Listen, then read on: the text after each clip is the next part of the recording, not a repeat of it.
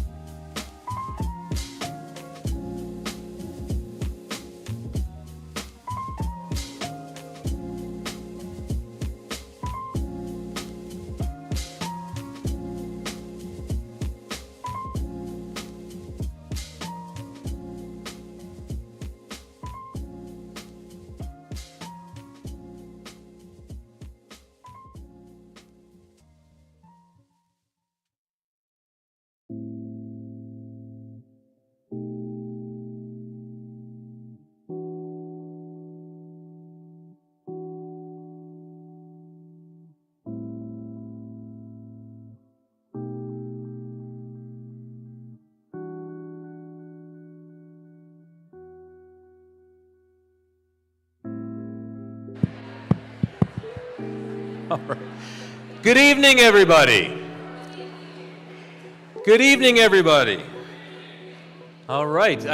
Part of my role in life, it seems, is to stop people from having the fun conversations to listen to me. So I apologize for that. But we're about to kick off a really extraordinary evening, and I wanted to make sure we got started on time. For those of you who don't know me, I'm Sudip Parikh, and I have the privilege of serving as the Chief Executive Officer of the American Association for the Advancement of Science, or AAAS. And I want to welcome you. Thank you. I wasn't expecting that. There's not a card for that. Look, I want to thank you for joining us for the 12th annual Golden Goose Award ceremony. We are absolutely thrilled to be back here in the Library of Congress after a 4-year hiatus, thanks to some world events, which will go unmentioned tonight. After 4 years away, it is wonderful to be back here in a night of celebration, a night when we get to marvel at the unexpected impacts of federally funded research that has led to something extraordinary. And when we say that it's unexpected, but it's wholly predictable. It's completely predictable that when you fund basic science, it's going to lead to big advances, big progress, and better lives for Americans. And so the reasons that we have to support this are huge. We have a tremendous number of supporters here, and then we have award winners to celebrate. So I want to congratulate our creative and curious honorees. I want to welcome all of you who are here to help honor their achievements. And then all I have left to do is say, enjoy the show, and turn it over to my partner in crime, Barbara Snyder.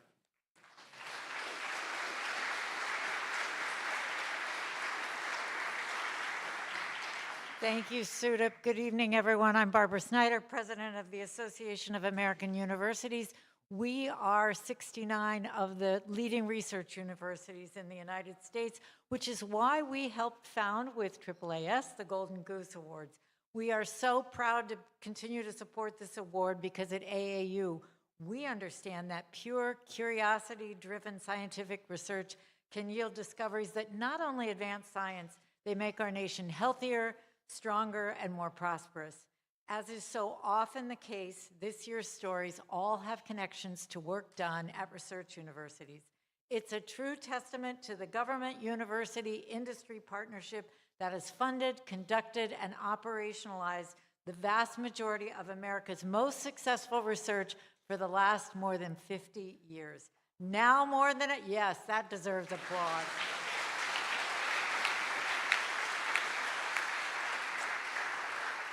Now more than ever, we must reaffirm our commitment to maintaining that partnership and funding this work. You are going to hear some remarkable stories tonight of the individuals that we honor here. Having had the opportunity to meet them earlier today at the luncheon, I can attest to the fact that they are an inspiring group. I want to conclude by expressing our gratitude to our partner, AAAS, for continuing to manage this award, make sure these stories are told, and lead this remarkable event that you are going to enjoy tonight. Thank you all.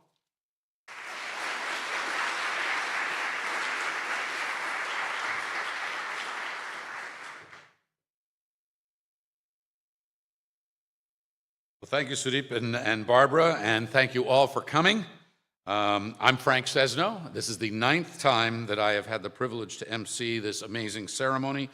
I make my home now at the George Washington University in the School of Media and Public Affairs, where we tell stories and focus on and study the importance of storytelling in all realms. And these stories are so important. 15 years ago, I started something called Planet Forward, where we look at the stories and the progress, the inventions, innovations, and research that are behind the ideas that will move the planet forward in climate and other areas. So I am positively thrilled to be back again, and I'm really looking forward to your stories. The Golden Goose Award celebrates silly-sounding, positively serendipitous science that has returned serious benefits to society. So tonight, we'll honor 3 teams of researchers whose federally funded work may have seemed silly, odd, or obscure at the moment or in a snapshot, but made significant impact over time. And we have a lot of folks to thank, and I want to start by thanking all in the audience who have submitted Golden Goose nominations over the years and shared with us your stories, the other stories of the science. Nominations for the Golden Goose Award can come from anyone, and if you have a story to tell, if you're hearing this now for the first time, please go to goldengooseaward.org and feel free to share that. Nominations are evaluated by a very distinguished panel of scientists and science professionals who comprise the Golden Goose Award Selection Committee, and we're very thankful to have several of them here in the audience tonight as well. Also want to thank former Congressman Jim Cooper of Tennessee, who's been a stalwart with us year after year. He helped establish the Golden Goose Award in 2012. He's always understood the power of science and storytelling and the importance of bringing these things together and bringing them to the public so that they understand and appreciate what is being done and the power that science has to transform our lives. So, Jim Cooper, thank you to you. Please join me in thanking Jim, who's not with us tonight, but in spirit.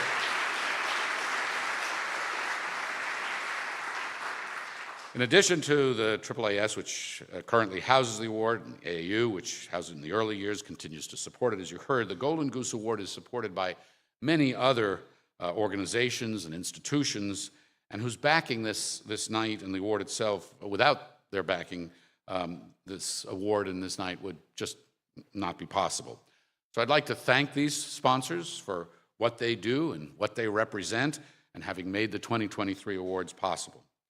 The Golden Goose Award champion organization is Wiley, which has made a generous multi-year commitment. They did that last year. You'll hear from Wiley a bit later in the program. Our other champion organization is a company you may have heard of called Google, which has its own origins in federally funded research. And this year's contributor organizations are the American Geophysical Union, the American Society for Microbiology, the Association of American Medical Colleges, Battelle, IEEE USA, and Vanderbilt University. We also appreciate the support of many other supporter organizations which are listed on your program. So please join me in thanking those who make this evening possible.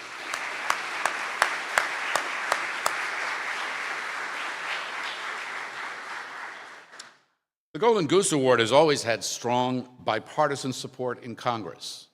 Should I say that again?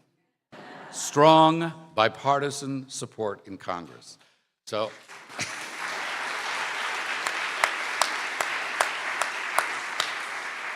this is not the Endangered Species Act. We're pleased to have several of our congressional supporters here with us. Some will be perhaps arriving later because there is business to be done. We call these folks the gaggle, and we'll invite them to say a few words. It's a pleasure to start with Senator Todd Young of Indiana. Senator Young played a key role in crafting and the passage of the CHIPS and Science Act, signed into law last year. You can applaud for that, too.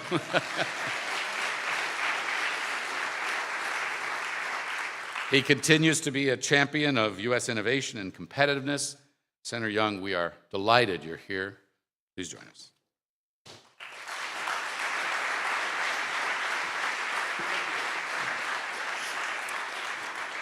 Well, thank you. It's a privilege to be with all of you tonight, following in the footsteps of the great Jim Cooper, who is not here, as I understand it, this evening, but you'll recall we called him Father Goose. I'm happy to be a duckling, as so many of you have led the way in advocating for more federally funded research, and we got the CHIPS and Science Act done with your help. And now we need to get the science portion funded. Yeah.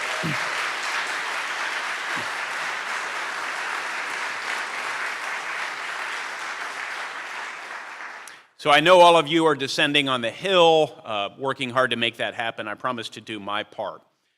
You know, when my colleagues hear about federally funded research, sometimes they think crazy things. I just want to be candid with you, all right?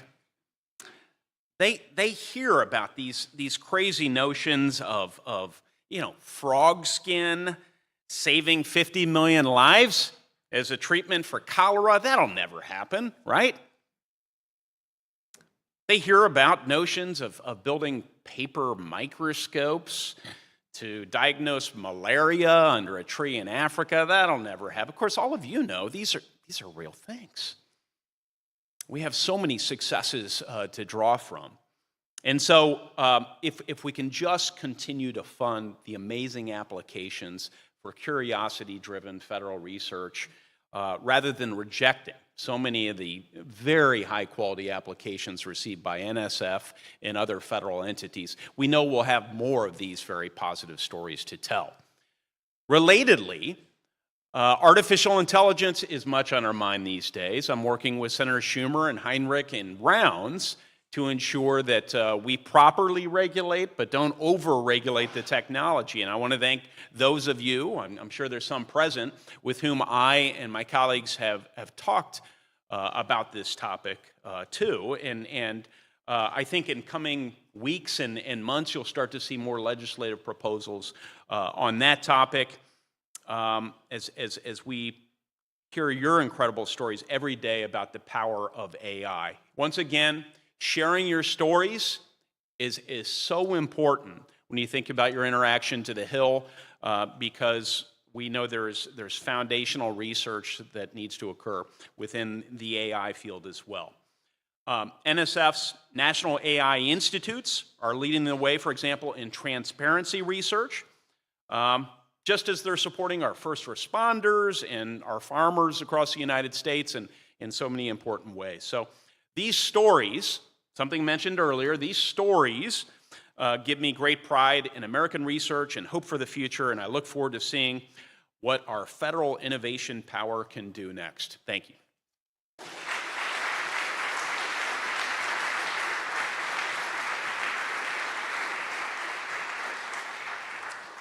Well, Senator Chris Coons is on his way, and when he's here he'll be next up, and a couple of representatives too. But as I say, there is work to be done, in case we didn't know that. So I now want to direct your attention to the screen for a short message from Jesse Wiley.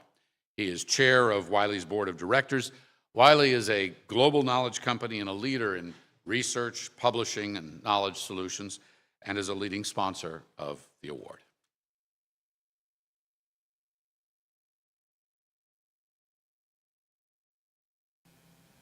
Good evening, everyone. I'm so disappointed I can't be there with you, but I'm delighted to congratulate and celebrate the exceptional accomplishments of tonight's winners. Your discoveries demonstrate the interconnectedness of research and the far-reaching impact science can have on the world. For over 200 years, Wiley has been committed to developing and nurturing science and innovation. Today, our products, platforms, and services continue to play a pivotal role in empowering researchers, learners, and professionals. The Golden Goose Award underscores the importance of scientific research, even when its benefits are not immediately realized. The most profound breakthroughs often require the right mix of time, persistence, a little luck, and a lot of curiosity. This award helps the public understand the tangible benefits of federally funded research. By investing in research, we invest in a brighter future, one that holds the potential to revolutionize industries, improve lives, and solve the world's most pressing challenges. It is through the celebration of your stories that we continue to foster appreciation for research and science. As we bridge the gap between discovery and everyday life, you inspire future generations to embrace curiosity and explore the unknown. Tonight, let's recommit ourselves to the relentless pursuit of knowledge and the transformative power of research. A big congrats to the remarkable winners. You are a testament to the human spirit of exploration, reminding us of the boundless potential that lies in the undiscovered. Enjoy the evening.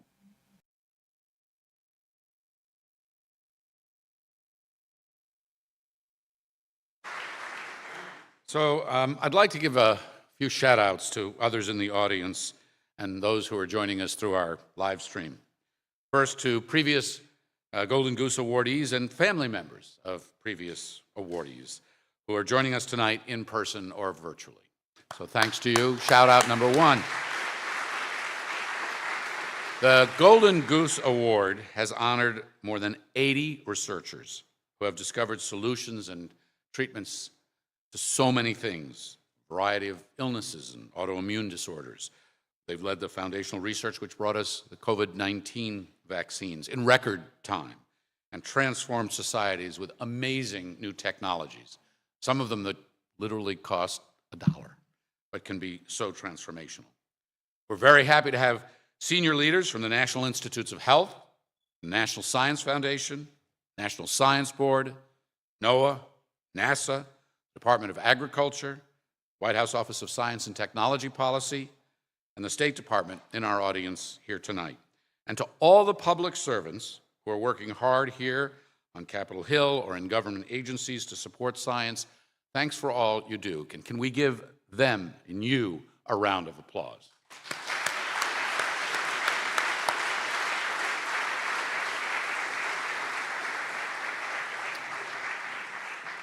Senator Coons, we're into just-in-time technology now, and just-in-time introductions. Senator Chris Coons of Delaware is a strong and knowledgeable supporter of research, science, and innovation, and an advocate for robust federal investment in STEM. He co-chairs the Senate caucuses on climate solutions and competitiveness. We were talking about that just the other night, he and I. Please welcome Senator Chris Coons.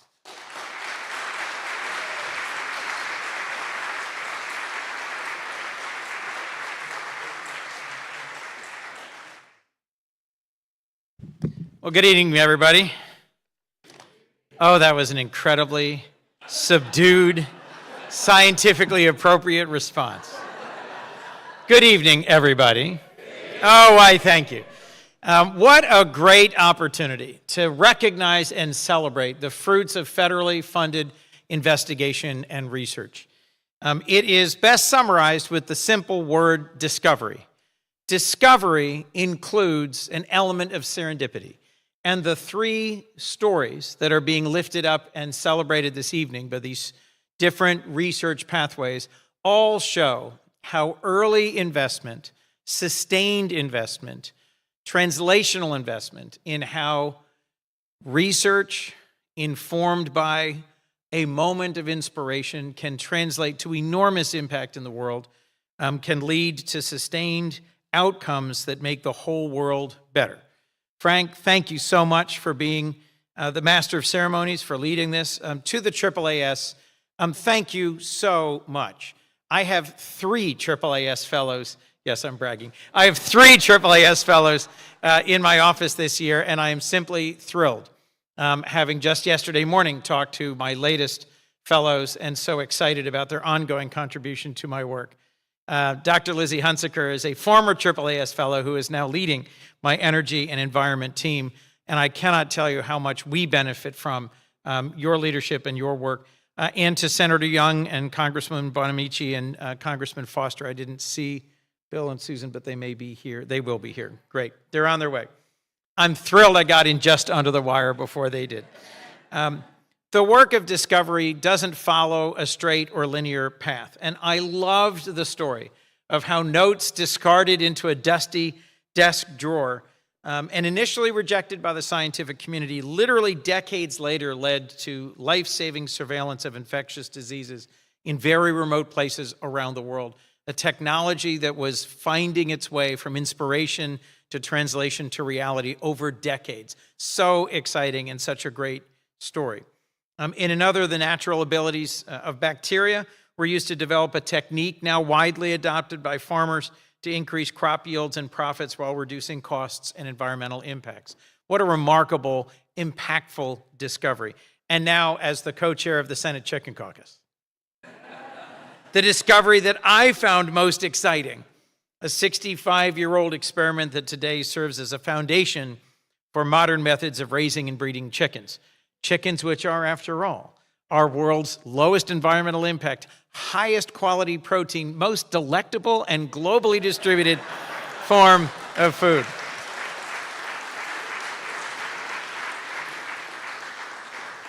When these projects started, the key researchers on each team or project could never have dreamed where they would ultimately take us.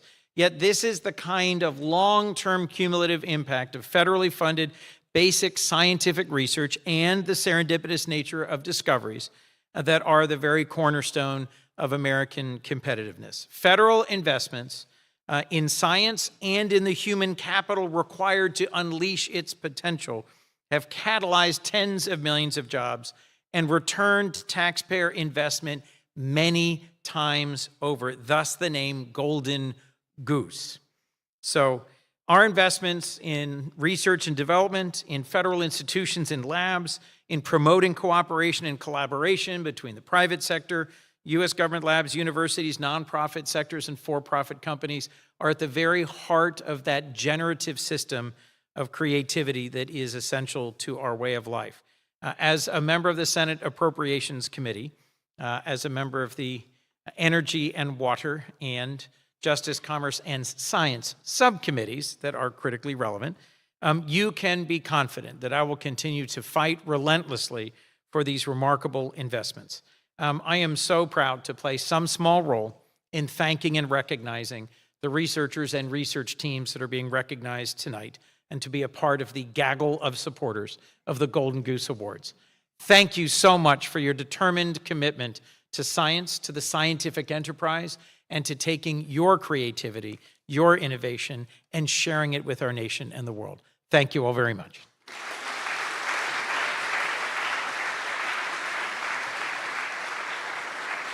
Great comments. Great comments. All right about science, but I have a penetrating journalistic question for you. Oh, good God. On the chicken thing, Yes. fried, baked, or barbecued? All. You are a politician. Thanks. Senator Coons, thank you very much.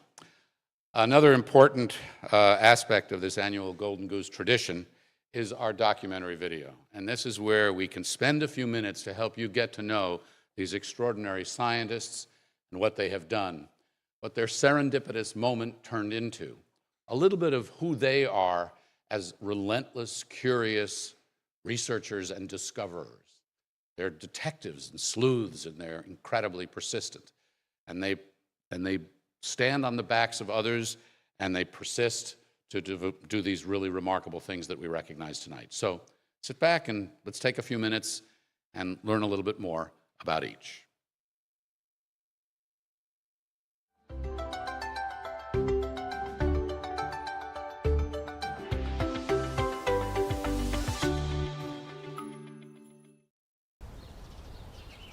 It's really interesting to think about what DNA is, because it contains the genetic information for all life on Earth. But the information is not in the letters themselves, it's in the sequence of letters.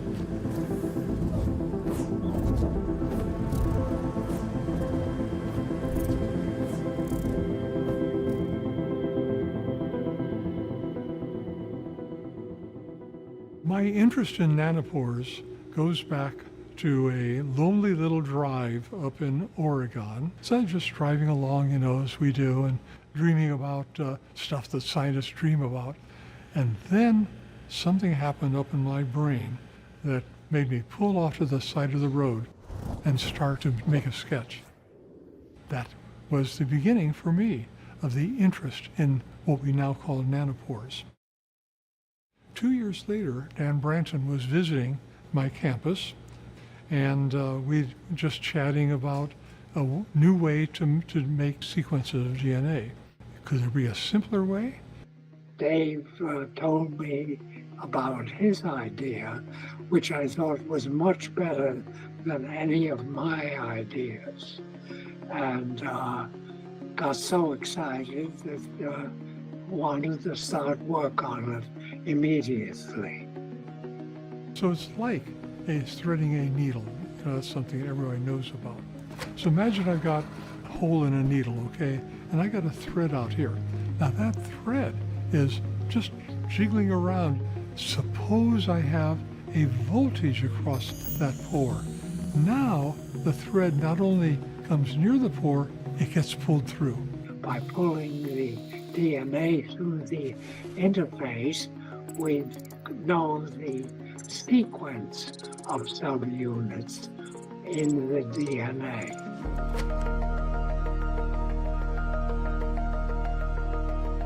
Somebody said, oh, that's cold fusion. That'll never work. Why did I think it was not going to work? It's because it's a very demanding thing. You have to be able to thread a single strand of DNA or RNA nanoscopic targets through a tiny hole and drive it through that hole. I asked Dave Deemer, Dave, if you can show me that the DNA or RNA is actually going through the pore, then I'm convinced and I'd like to come and join you. And they executed those experiments and published them in a journal in 1996. Well, it's interesting to think about the reactions of our colleagues. Nobody believed it. Most of the individuals who you would ask about nanopore sequencing would say that it has zero chance of succeeding at the time, and so we were swimming upstream. So our publication just kind of, was interesting, that's nice, but nobody really picked up on it. We had the field to ourselves for a 10-year period that nobody else wanted to pick up on what we had discovered. So in 2007, two guys came into my office on campus, and they were two people involved in a new startup company. They thought that maybe the nanopore sequencing idea would work. They said, we want to license your patents.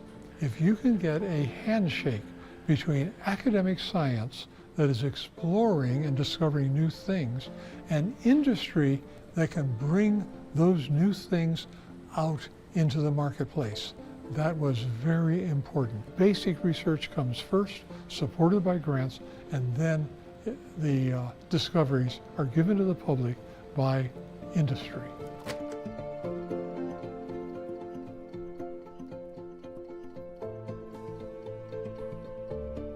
We have succeeded in sequencing with a nanopore device, and here it is. And here's this little thing the size of a cell phone. That caught people's attention. The impact of nanopore sequence has really been quite profound.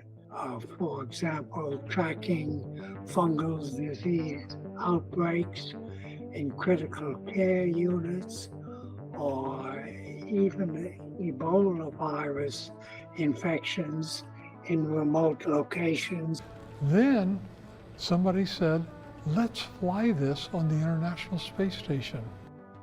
Kind of overwhelming, actually, to see the technology go from taking an entire year to be able to read at any level a DNA or RNA strand to the point where you're reading thousands and thousands of these molecules, millions, and doing it on a tiny machine, a tiny sensor, was astonishing to us. This is like hanging on to the tail fin of a rocket going up into space. And that's what it felt like. This is now beyond anything that we could do, so it's been a deep pleasure, a deep satisfaction.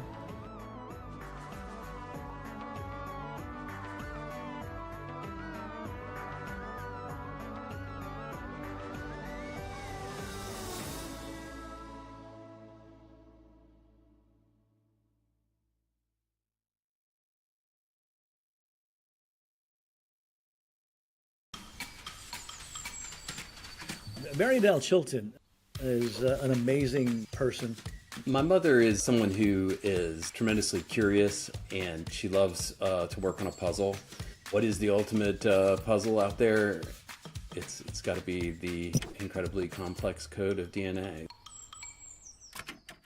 As a PhD student and a postdoc, I was intrigued by bacterial transformation, a process for correction of mutations in certain types of bacterial DNA.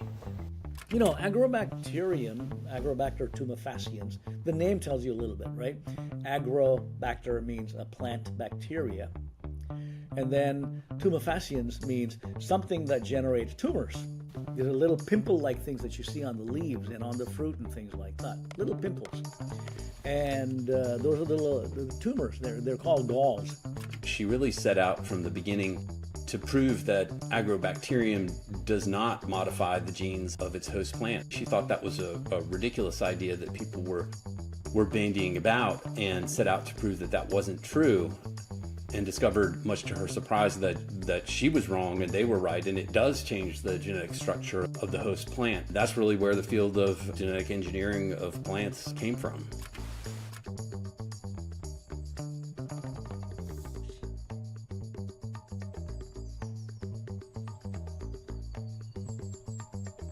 The agrobacterium cells contained a plasmid, and when we looked for parts of the plasmid in the transformed plant cells, at last we found that a small part of the plasmid was there.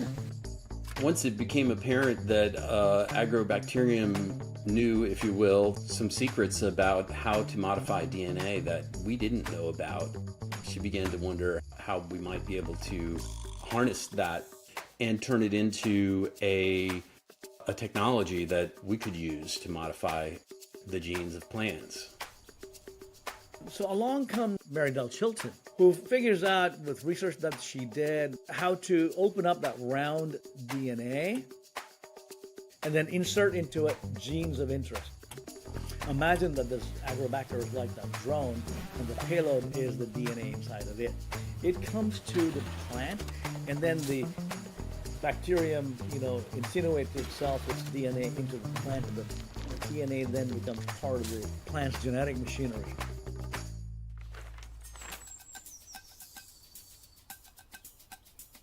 The numbers of food crops grown using this technology is pretty amazing. So the typical grocery basket in America, the meat that you're eating was raised on these transgenic crops as a result of Mary Del Chilton's work. The eggs that you eat was produced by chickens that were fed on a diet that is derivative of Mary Del Chilton's work. The bread that you're going to eat, the corn tortillas that you're going to eat, your shirts that you're wearing, the pants you're wearing, is going to have that of Mary Del Chilton and her colleagues' work in there.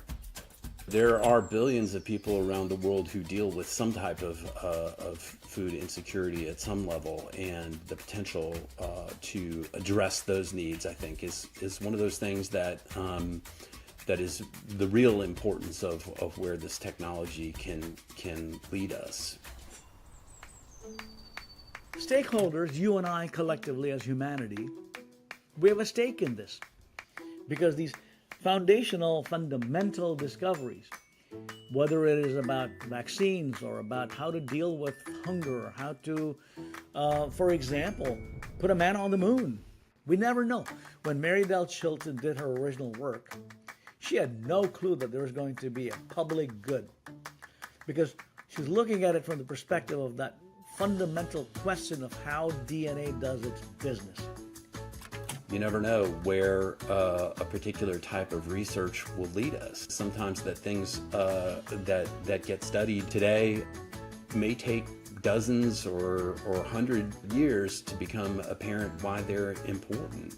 She's just somebody who's been tremendously fortunate to get to see the importance of her work be revealed within her own lifetime. She's definitely a really remarkable individual, and yeah, I know my whole family is tremendously proud of her.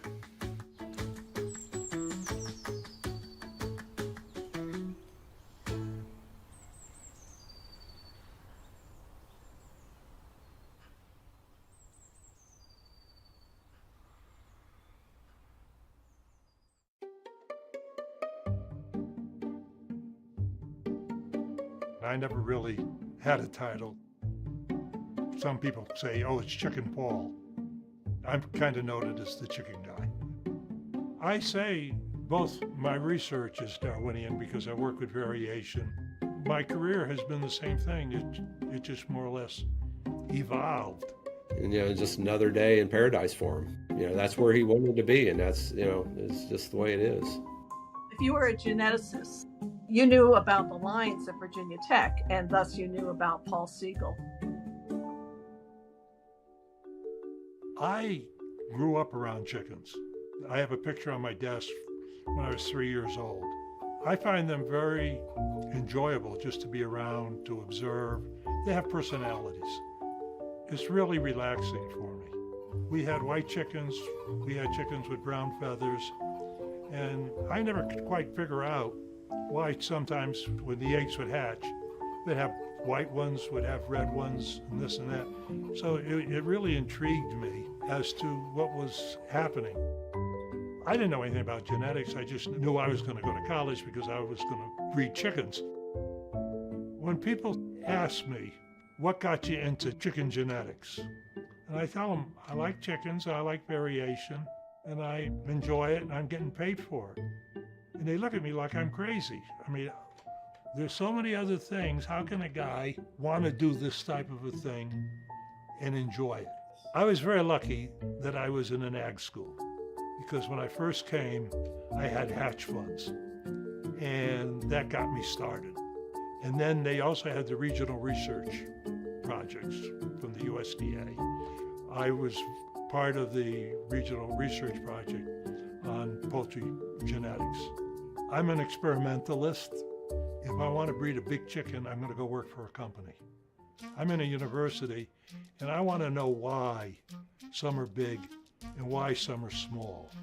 He had an idea at the start of his career, which was to create specialized genetic lines that were selected in different directions: high body weight, low body weight, strong immune response, weak immune response, and to conduct selection on the birds every breeding season over a period of time with the intent that he was going to study those birds. And he did study those birds over the course of decades of research.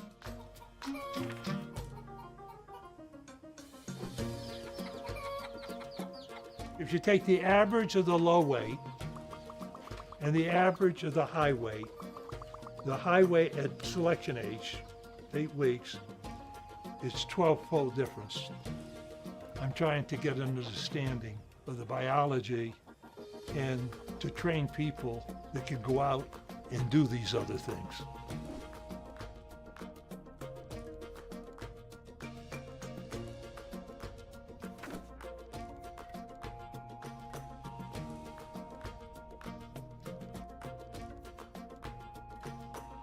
He stuck with that idea over time for his own research, but then he allowed anybody who wanted to collaborate and make use of the genetic lines to explore their specific question. That's a gift. That's a remarkable thing. Paul is certainly a mentor to me. I mean, he taught the students how to think. Not what to think, but how to think. And the students that he trained during that period of time I was there have all been quite successful.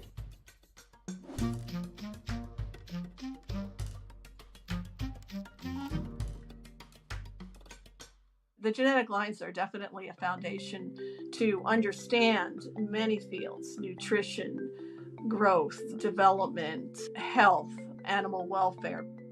We are our genes and we are what we eat. So that's the contribution, is kind of understanding the basics, the fundamental tenets of how organisms grow and develop. It is a protein source of enormous importance around the world.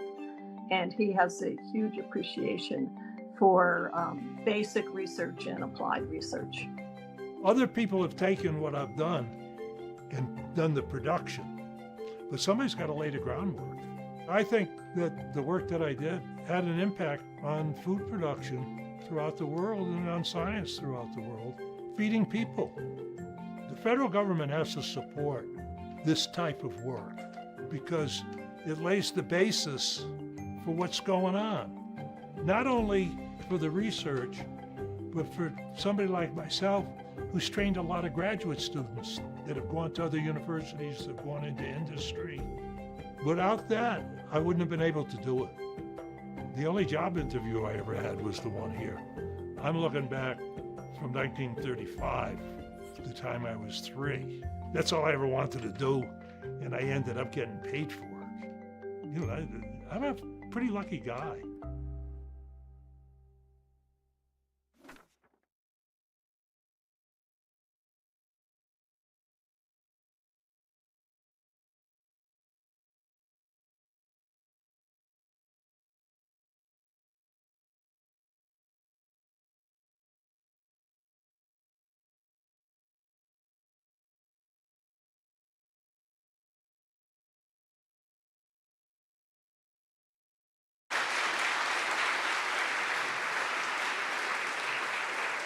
Was that great? Was that just, you're amazing.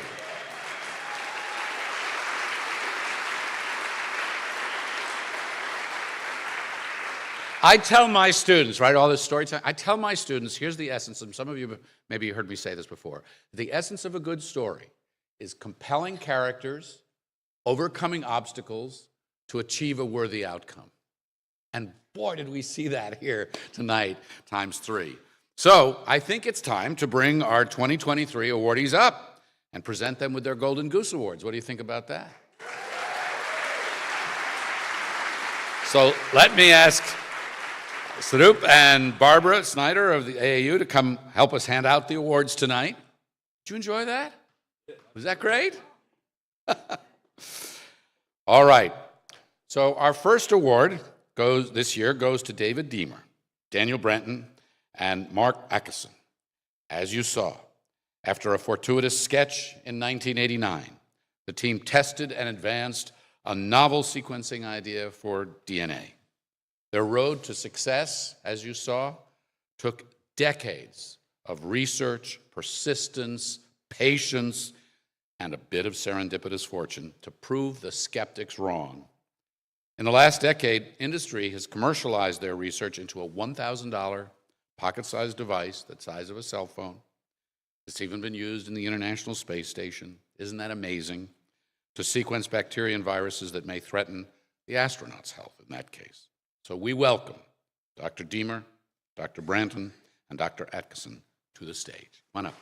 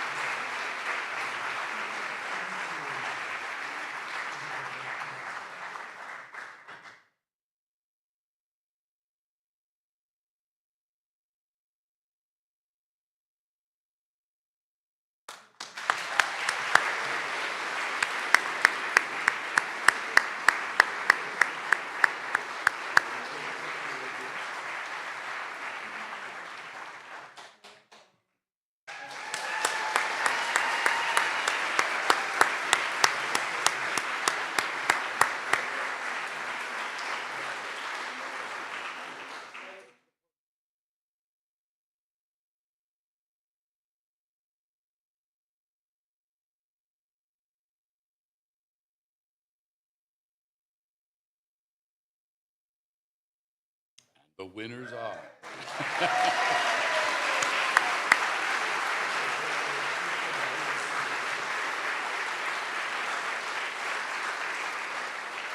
Our second awardee is Mary Dell Chilton. She found conclusive evidence, as you saw, that bacteria were inserting tiny parts of their DNA into plant DNA, causing plants to grow those tumors. Chilton figured out how to use this naturally occurring tool to insert genes into plant DNA, conferring traits like pest resistance, which has lowered insecticide use on crops, decreasing cost and environmental impact, as you saw, and increasing yield, so important, and profit. So today, the technique is ubiquitous in agriculture and is even used to deliver CRISPR components into plants. Dr. Chilton is unable to join us today, so we welcome her sons, Andrew and Mark Chilton, to the stage to accept the award on her behalf.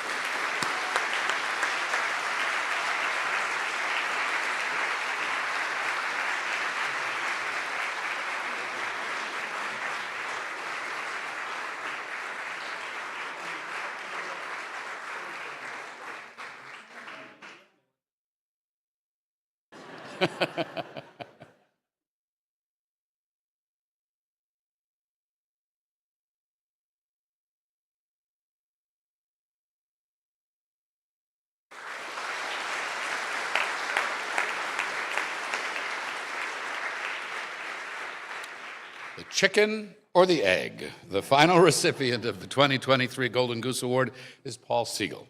His 65-year-long experiment, it is still running today, started by breeding those 2 lines of chicken, one high weight, one low weight, later adding another long-time set of lines related to immunity, This work is well known to poultry scientists throughout the world now and serves as a foundation for modern methods of raising and breeding chickens, a major global food source. We welcome Dr. Siegel to the stage to accept his award.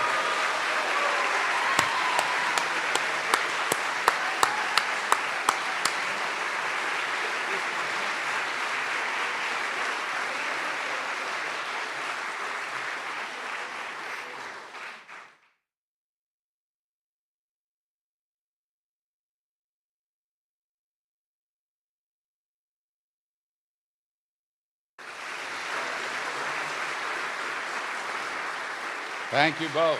Thank you. Now comes the fun part, because we get to talk to these amazing people. And Dr. Siegel, I'm going to start with you. I won't ask fried, baked, or barbecued, unless you want to answer that question. They're all good. Okay, so you love chickens. You've made that clear. You're known throughout the world for your work with chickens. But I actually want to ask you about humans, because you're an astonishing teacher, and we were talking about that before, and mentor. And I'd love to invite you to talk a little bit more about that to start us off. Well, I think I'm probably one of the luckiest people in the world, because I got to work with great students and great colleagues. And when you work with great people, it rubs off. Thank you.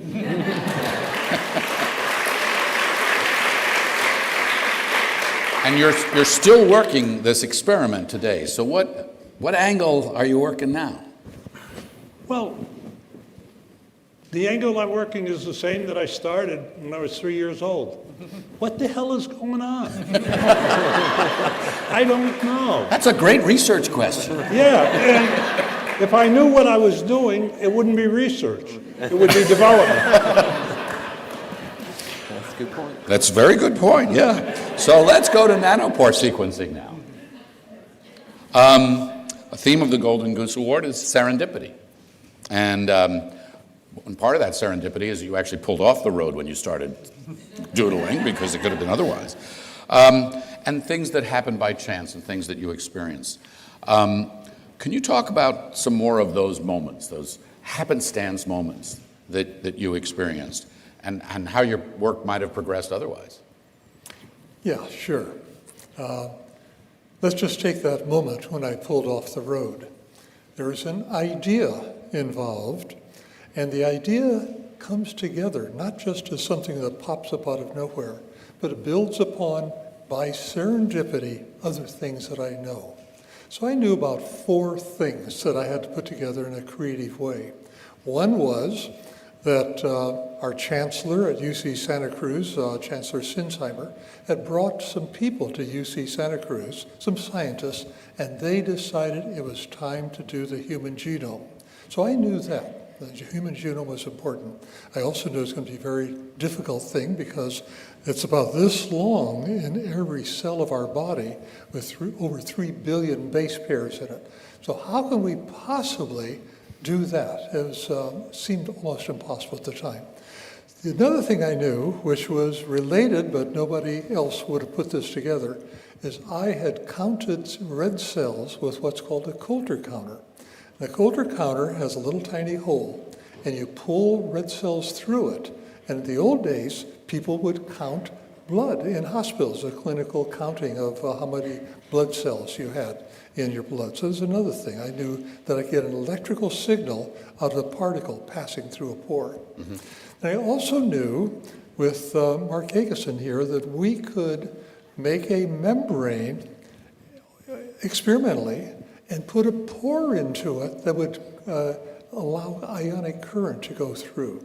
So that was the 3rd thing that I knew. And the 4th thing was that we could, different sizes of molecules or ions would produce different kinds of current. So that was the 4 things that had to come together to come up with the idea of nanopore sequencing. So all of that was just hanging around. Somebody said in a dusty drawer. Well, it was my head, so I'm not just a dusty drawer now, but it was just hanging around there a couple of years.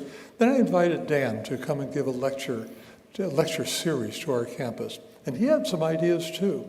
And like two scientists, of course, we began to compare notes. And as he said in the little video, he liked the I was going to say, idea. you agreed on everything. Oh, yeah, we agreed on that. And we said, well, let's get a patent. Oh, this got serious. We had to get Harvard and the University of California to agree to be co-owners of any patent. So that's just the way it works. So Dan went back and got it started, and we discovered that George Church, of all people, had a similar idea.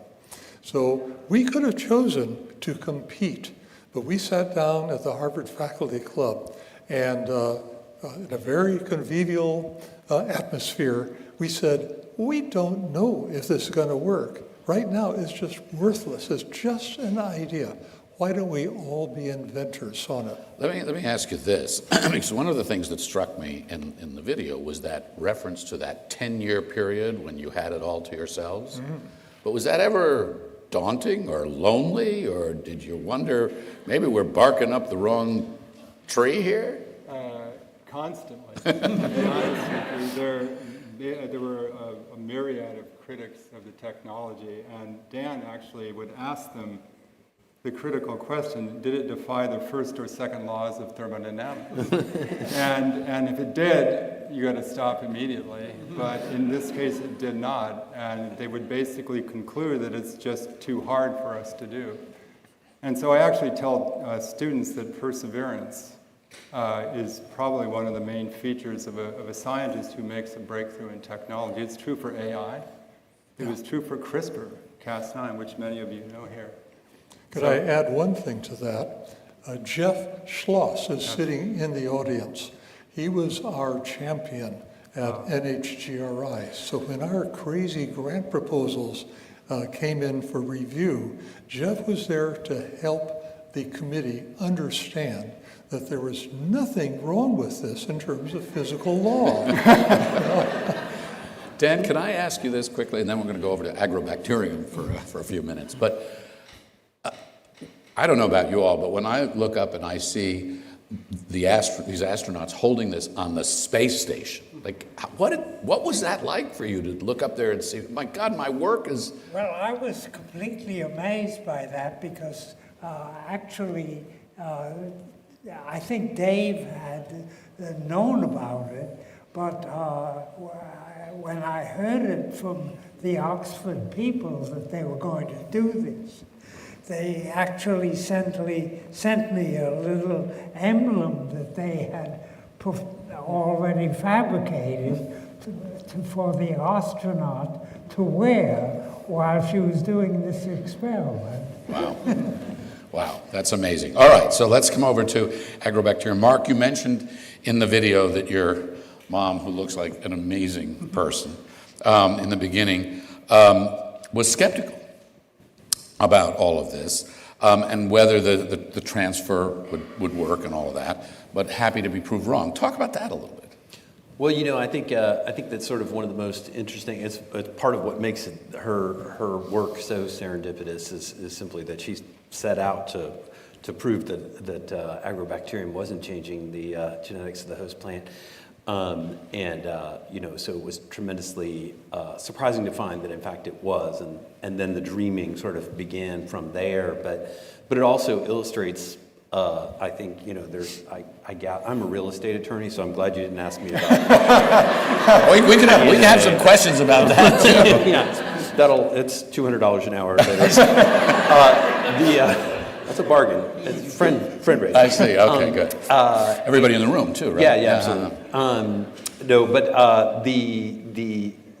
there's sort of an old saying in science that there's no such thing as a failed experiment, because every experiment, no matter what the result, tells you something. Go ahead. Well, we'll talk later. Need some real estate advice?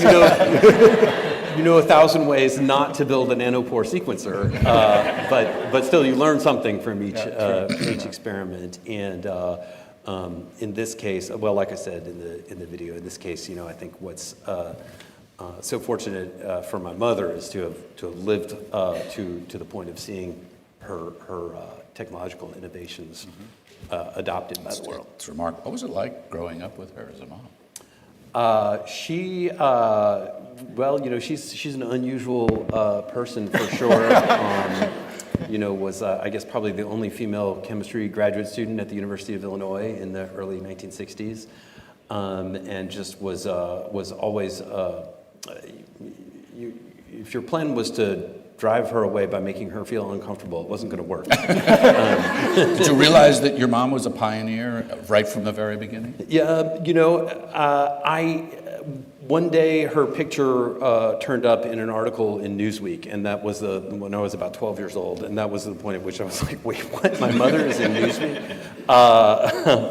So I didn't necessarily entirely understand the significance of her work when I was really young, but yeah, it was fantastic, and we had the opportunity. She collaborated with scientists from all over the world and hosted graduate students and postdocs from all over the world, often in our house. So we got to meet a lot of people from all over the world as young children. And we should say, that there are a couple of other science labs in France and in Belgium. The work of people like Jacques Tempé and Jeff Schell were also instrumental to making all of this happen. Their research was not funded by the U.S. government, so we're not talking about them tonight. But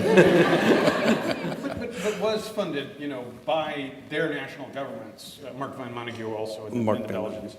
With the same kinds of values and interests that we have in seeing funding of pure research. Sure. Well, let's talk about that for a minute. And Paul, let me let you go first, and then we'll move this around. I'd love for you to talk, since this is one of the things that this award also celebrates, is federal funding, and talk about the role that federal funding played in your work. Well, I was fortunate because I wanted to do a long-term work. And there were hatch monies that were given to me. And also we had regional research money. And that allowed me then to start to do something long-term rather than one of these 3-year grants or 2-year grants. And I was busy writing up for the next grant, that I had long-term funding. And I thank USDA for the hatch funding. USDA, binational research money that was between the United States and Israel. I was lucky that I had long-term funding rather than sitting down and whipping out something. Later, once the things got going, then you could be dependent on the short-term things. But I was in for the long haul, and it's 65 years later, and I'm still doing it. I'd say that's a feather in your cap, but that would be. Yeah, but I don't have much. Wise guy. Okay, there's a little extra duty here tonight. Federal funding. Federal funding? Yeah, the role it played for you. Oh boy, we have had the pleasure of plenty of funding after we got started. And we had to break through some mental barriers in the panels that review grant proposals. We were also competing with industry. Some of this money was going off into industry, and they wanted to do stuff that we wanted to do as well. So this gets very complicated. The companies begin to compete at a certain point. This is what companies do. And we get involved in that competition. Both Dan and Mark have served as expert witnesses in patent infringement lawsuits by other companies. It's like a big chess game that's being played. We sort of became exposed to this. But the federal funding is merit-based. It's not just who has more money, you know. It is really merit-based, and any American citizen can apply for federal funding. It helps you have a PhD because there's a kind of a language that you have to learn how to use. But nonetheless, the federal funding is absolutely essential. It plays the same role, a little metaphor here, and then I'll be done. It plays the same role as grub stakes did to the 49ers coming to California to look for gold. A few of them found the mother lode, and there was a huge return on the investment of all of those grub stake investors. It's the same, I think, with science. We cannot predict what's going to become available and valuable. But we can predict that if the funding is there, it will be found. The lodestones will be found. That's great. How about in the case? Oh, go ahead. I wanted to say there's an interesting balance between short-term funding, which allows one to start, but it also requires patience sometimes. And our initial funding came from DARPA, which is willing to undertake very risky projects with a high payoff. And they considered the payoff high enough to initiate that kind of funding. At that moment, actually, NSF also offered short-term funding for high payoff projects. But there has to be patience involved very frequently. And we were fortunate that DARPA stuck with us in spite of failure for the first 4 years. We still hadn't produced anything. And at that moment, we had by then accumulated a sufficient amount of interesting and more focused evidence that this might work, that NIH finally was willing to fund our project. And they were very patient, and it made a big difference because we could not have succeeded unless we had those 15 to 20 years of work that went behind it. It's so important to appreciate this, the patience, the persistence, the time, staying with it, the time, the long term. How about your mom? How did the federal funding factor there? Well, you know, I think what's illustrative for my mother's research about the question of federal funding is that, and points out why federal funding is so important, is because, simply because, you know, whether or not a particular bacteria, like how does it generate tumors in a tree? Like, I mean, I guess the question is, who cares? What difference does it make how that works? You know, and the answer is, well, actually, a lot of us care, as it turns out, and it does make a huge difference. It just wasn't necessarily very apparent why the answer to that question would be important at the time that she was trying to research it. And you know, so it's not the kind of question that industry could have been expected to answer. Mm-hmm. It's the kind of question that only our government can make the decision to put that investment out there. Same thing about duration and persistence and patience, right? Absolutely, absolutely. These are long-term investments, and they're risky, right? But the payoff, when it works, as you say, is high reward. Absolutely, absolutely. And you know, the success of the technology into the private sector has done a lot for the economy and for the farmers of America, but it's also returned significant yields to Washington University, where so much of the critical research was done too. Sure. Last question to each of you, and this is a big one, but see if you can't knock it out of the park, because I know you will. And what is it about science and science education that has inspired you for your careers and continues to do it? What is it about this field? Want to go first? I'm lost for words on how to describe that. It's a creative endeavor like writing a novel. It's a creative endeavor in the sense of medical science, where you do something that ultimately affects individuals in the clinic. And essentially everybody in this room their health has been influenced by DNA sequencing technology beginning in 1977. And the notion that sequencing technology will ever stop and be creative work going into it it's always going to happen. If you think about the amount of DNA on this planet, it stretches back and forth across the Milky Way 5 times, if you line it all up. And so human beings or other intelligent entities 500 years from now will still be inventing and being creative with that. So I think it's creative and doing something useful. Anybody else in this team? Yeah, my metaphor for that scientific passion is that it's like music. It's like the musicians that can compose new melodies and new words, new lyrics. And that's what we're doing too.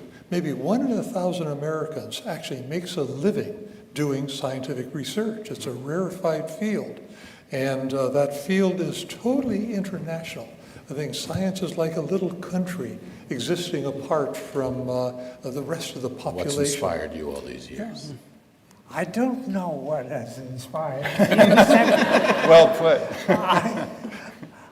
I just enjoy doing it. That's okay. That's good. That's the right answer. And your mom? I mean, dinner time conversation. Mom, why do you do this?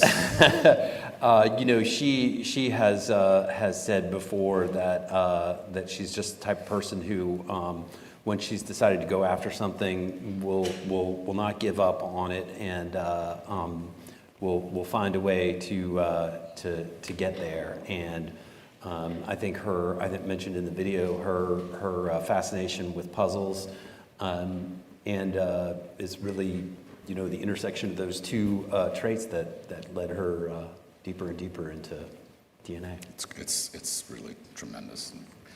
All right, Paul, you've had your experiment going for 65 years. You get the last word. You've talked about being a teacher and a mentor and so much else, but what is it that drives you and inspires you and still clearly fascinates you? I've been lucky to work both in the United States and in foreign countries and to teach. And I had great students, colleagues, and they were all smarter than me, and I could be a parasite. I don't think so. I think you inspire them. You feed off of each other. You do. And I think that's the secret.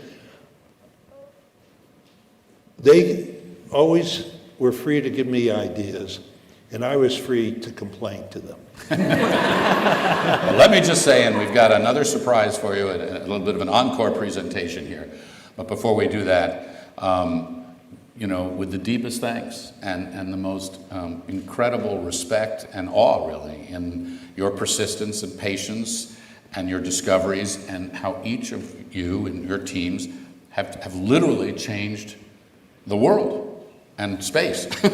but and this is the thing that the public needs to understand, that policymakers need to understand, that funders need to understand, that this stuff makes a difference, a huge difference. Science isn't some nerdy thing. Researchers aren't some cloistered bunch that are doing things just because it's there. They are making real material differences that advance humanity.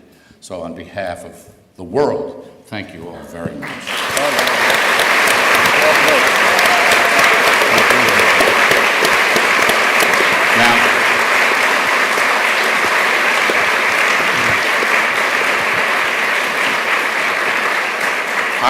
I'm going to ask you to stay here because with a thank you like that, the next speakers really have a kind of high bar they got to hit. So I'm going to come back over here because we are joined by 2 members of Congress who have a day job, which sometimes becomes a night job, I think. And let me just introduce first Representative Suzanne Bonamici. She is a congresswoman from the great state of Oregon who serves on the House committees that focus on science, space, technology, education, and the workforce. She also co-founded and co-chairs the Congressional STEAM Caucus, bringing the arts and sciences together, a long-time supporter of Golden Goose, of course, of science. And if it's okay with the panel, it's okay with you, we'll let them stay here while you come up and have a few words. So please join us.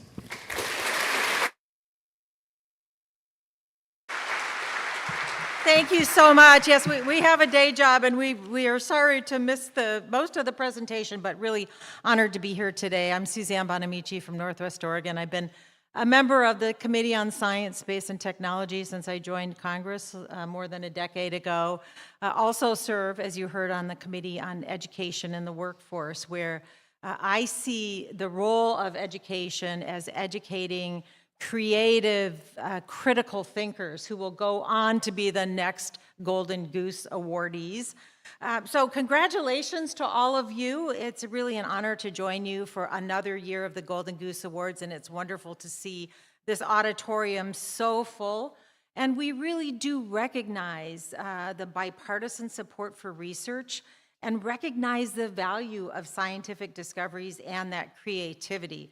You know, it takes courage. You have to take risks to research areas where the benefits are not known at the outset. And of course, that risk could feel sort of overwhelming, but we must not let that inhibit the imagination and the work of the scientific community. One of the things that I work on as a member of the Science Committee, as well as the co-chair of the Bipartisan Oceans Caucus, is science communication, communicating to the public the value of investments in science.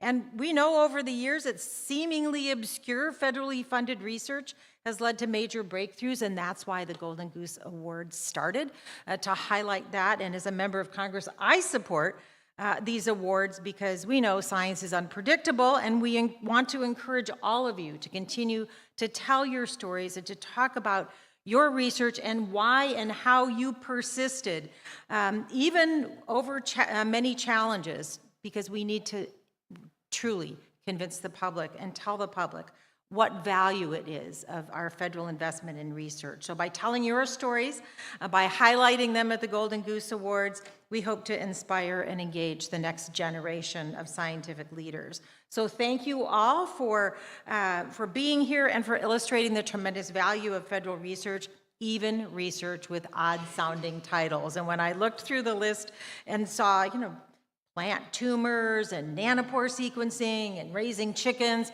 I thought about some of my colleagues who might be a little bit skeptical. So we're going to continue to work hard to invest in research. I just want to note, because I know it's on people's minds, as someone who's been here long enough to have gone through a couple government shutdowns, I know absolutely how damaging it is to ongoing research. So I know Congressman Foster and I are going to do everything we can to not let that happen. But with that, thank you so much for being here and supporting the Golden Goose Award.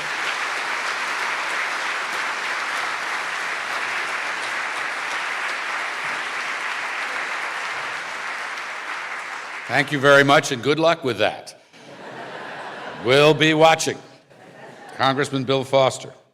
Now happy to invite up Congress's only PhD physicist. And we do hope you're applying all the laws of everything you can to get some of this stuff fixed. He's a champion for sustained federal investment in scientific research. He co-chairs the Inventions Caucus, the R&D Caucus, and the National Labs Caucus. Please join me in welcoming Illinois Congressman Bill Foster.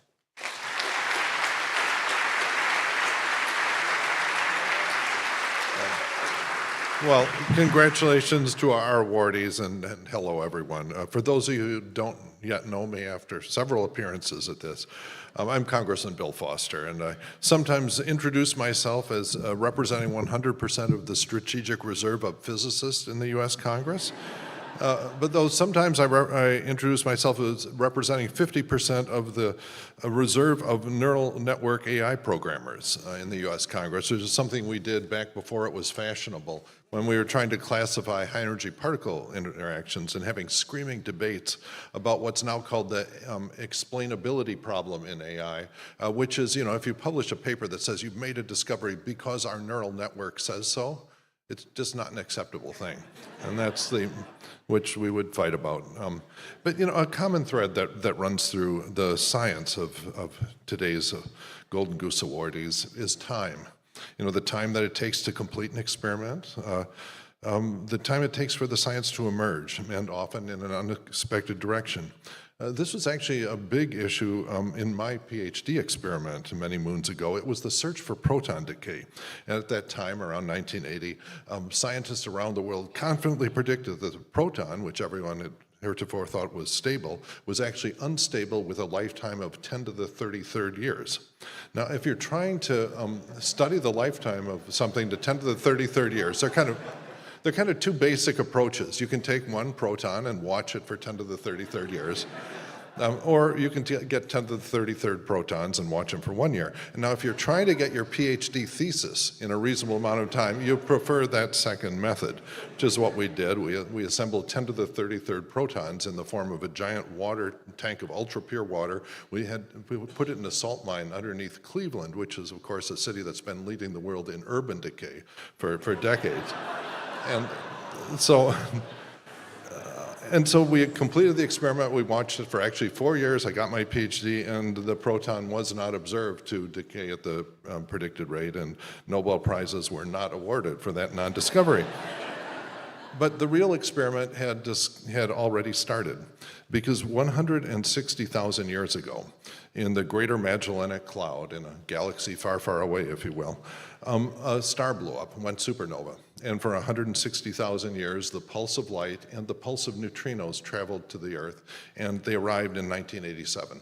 And in 1987, the astronomers saw the flash of light, and we saw in our underground detector the burst of neutrinos, and learned a tremendous amount about this. And, among other things, in a neutrino, when the core implodes, you don't see the light for a while. The shock wave has to propagate out to the surface, which takes, I think, a few minutes or maybe even hours. I can't remember. So we saw the neutrinos right away because they pass out of the sun. Anyway, I'm also struck by the parallel themes that emerge in science and in politics and even in religion. A while back there was a fairly well-known social activist named Jesus from somewhere in the Middle East, I'm not sure exactly where, who famously made the observation that it was easier for a camel to pass through the eye of a needle than it was, for example, for a well-funded science appropriation bill to pass through the Rules Committee of the of the 118th Congress. But this guy Jesus had the right idea. He was just ahead of his time. What you have to do is pass the camel through the needle, the eye of the needle, one DNA strand at a time, in which case you get the full DNA readout of the camel. Although you may actually have to go to heaven to get the epigenetic readout. I guess that's the next chapter that'll have to be written. And I just want to close, though, with tipping my hat to Jim Cooper. We were Representative Jim Cooper, the founding father of the Golden Goose Awards. He, as many of you know, he was redistricted out of a district, and it's no longer serving in Congress. I was just texting him last night and told him that if I could do something comparable to what he'd done here in starting the Golden Goose, that I could go into my retirement voluntarily or involuntarily very proud of what I've accomplished. So thanks to everyone who participates in this indoor awardees.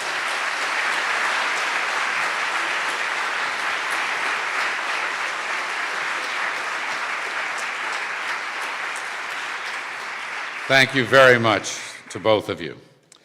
Well, it has been a remarkable evening of inspiration and information and stories, and congratulations to our awardees, and thank you to our members of Congress who've been with us, to our sponsors, the AAAS, AAU, our distinguished guests, our wonderful audience here and joining us via live stream. Please join us at the reception in the Great Hall, and to those watching from home, just again, thank you for joining us. Keep sharing these stories, be inspired by science, bring others into the loop, if you will, and until next time, when we celebrate serendipity, curiosity, and discovery, have a great journey. Thank you all very much. Thank you.